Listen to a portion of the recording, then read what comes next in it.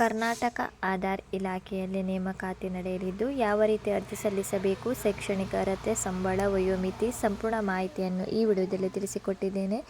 ವಿಡಿಯೋನ ಸ್ಕಿಪ್ ಮಾಡದೆ ಕೊನೆವರೆಗೂ ನೋಡಿ. ಯಾರೆಲ್ಲ ನನ್ನ ಚಾನಲ್ ಹೊಸದಾಗಿ ನೋಡುವವರು ಪ್ಲೀಸ್ ಸಬ್ಸ್ಕ್ರೈಬ್ ಮಾಡಿ ಮತ್ತು ಪಕ್ಕದಲ್ಲಿರೋ ಬೆಲ್ಲೈಕನ್ನನ್ನು ಕ್ಲಿಕ್ ಮಾಡಿ. ನಾನು ಹಾಕುವ ಈ ರೀತಿಯ ಹೊಸ ಉದ್ಯೋಗದ ಮಾಹಿತಿ ಬೇಗನೆ ನಿಮ್ಮ ಹತ್ತಿರ ತಲುಪುತ್ತದೆ.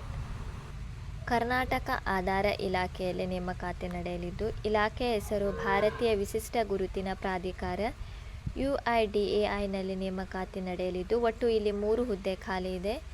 ಹುದ್ದೆಗಳ ಹೆಸರು ಸಹಾಯಕ ಖಾತೆ ಅಧಿಕಾರಿ ಮತ್ತು ಖಾಸಗಿ ಕಾರ್ಯದರ್ಶಿ ಹುದ್ದೆಗಳಾಗಿದ್ದು, ಉದ್ಯೋಗದ ಸ್ಥಳ ಬೆಂಗಳೂರು, ಕರ್ನಾಟಕದಲ್ಲಿ ಇರುತ್ತದೆ. ಆಸಕ್ತ ಮತ್ತು ಅರ್ಹ ಅಭ್ಯರ್ಥಿಗಳು ಅರ್ಜಿಯನ್ನು ಆಫ್ಲೈನ್ ಮೂಲಕ ಸಲ್ಲಿಸಬೇಕು. ಹುದ್ದೆಗಳ ವಿವರ: ಸಹಾಯಕ ಲೆಕ್ಕಾಧಿಕಾರಿ 1 ಹುದ್ದೆ, ಸಹಾಯಕ ಕಾರ್ಯದರ್ಶಿ 1 ಹುದ್ದೆ, ಸೆಕ್ಷನ್ ಆಫೀಸರ್ 1 ಹುದ್ದೆ ಖಾಲಿ ಇದೆ. ಸಂಬಳದ ವಿವರ ನೋಡುವುದಾದರೆ, ಆಯ್ಕೆಯಾದ ಅಭ್ಯರ್ಥಿಗಳಿಗೆ 47,600 ರಿಂದ 1,51,100 ರೂಪಾಯಿವರೆಗೂ ಸಂಬಳ ನೀಡಲಾಗುವುದು. ವಯಸ್ಸಿನ ಮಿತಿ: ಗರಿಷ್ಠ ವಯಸ್ಸು 56 ವರ್ಷಗಳನ್ನು ಮೀರಿರಬಾರದು. ಶೈಕ್ಷಣಿಕ ಅರ್ಹತೆ: ಸಹಾಯಕ ಲೆಕ್ಕಾಧಿಕಾರ CA, ಕಾಸ್ಟ್ ಅಕೌಂಟೆಂಟ್ MBA, ಖಾಸಗಿ ಕಾರ್ಯದರ್ಶಿ ಮತ್ತು ಸೆಕ್ಷನ್ ಆಫೀಸರ್ ಇದಕ್ಕೆ UIDAI ನಿಯಮಗಳ ಪ್ರಕಾರ ಶೈಕ್ಷಣಿಕ ಅರ್ಹತೆ ಹೊಂದಿರಬೇಕು.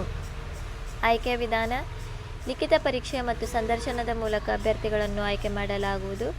ಅರ್ಜಿ ಸಲ್ಲಿಸುವ ವಿಳಾಸ: ನಿರ್ದೇಶಕರು, ಭಾರತೀಯ ವಿಶಿಷ್ಟ ಗುರುತಿನ ಪ್ರಾಧಿಕಾರ, Aadhaar complex, NDI layout, Tatanagar, Kodigehalli ತಂತ್ರಜ್ಞಾನ ಕೇಂದ್ರ, ಬೆಂಗಳೂರು 560092. ಈ ಒಂದು ಅಡ್ರೆಸ್ಸಿಗೆ ಬೈ ಪೋಸ್ಟ್, ಖುದ್ದಾಗಿ ಅಥವಾ ಇತರ ಸೇವೆಗಳ ಮೂಲಕ ಕಳಿಸಿಕೊಡುವುದು. ಆಫ್ಲೈನ್ನಲ್ಲಿ ಅರ್ಜಿ ಸಲ್ಲಿಸಲು ಪ್ರಾರಂಭದ ದಿನಾಂಕ ಮಾರ್ಚ್ 15, 2024 ರಿಂದ ಕೊನೆಯ ದಿನಾಂಕ ಮೇ 15, 2024.